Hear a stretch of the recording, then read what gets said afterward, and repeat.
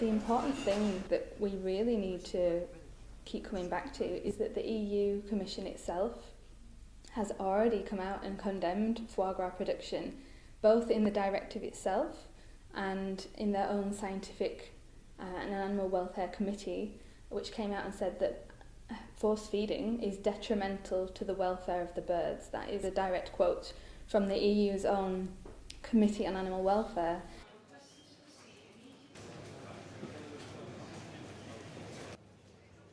There is absolutely no way to produce foie gras humanely.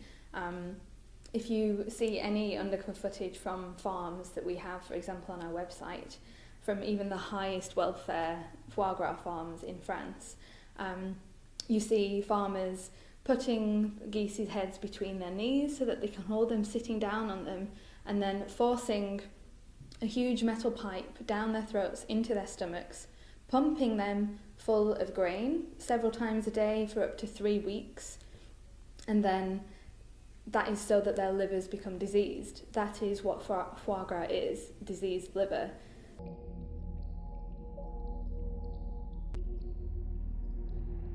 The 5 producing countries in Europe, normally, according to EU legislation, are supposed to engage in research to find alternatives to force feeding.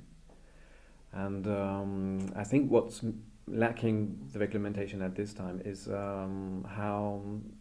what's the deadline to find an alternative? Is this going to go on forever, or at what stage are we going to say, okay, now we have, either we've found an alternative or we haven't found it. It's 21st century, we should be able to find a way of creating a fatty liver without force-feeding animals. And it exists. The alternatives already exist. And it already exists. In terms of taste, in terms of appearance, in terms of texture, the way it reacts also when you cook it, and you can use it in recipes. And that's really the way we're trying to go, to show that you can maybe have the taste of foie gras and the pleasure of foie gras without using any suffering. Yes, without the animal suffering. It becomes much more of a consumer issue than a legislative issue.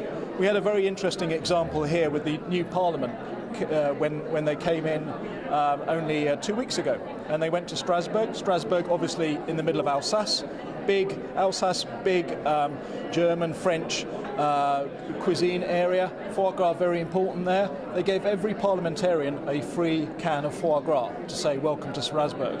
What happened as a result was that many MEPs gave it back. They said, we don't accept this because it's not animal welfare friendly and we don't want to have it. A European ban on foie gras is not likely to happen, not in the short term.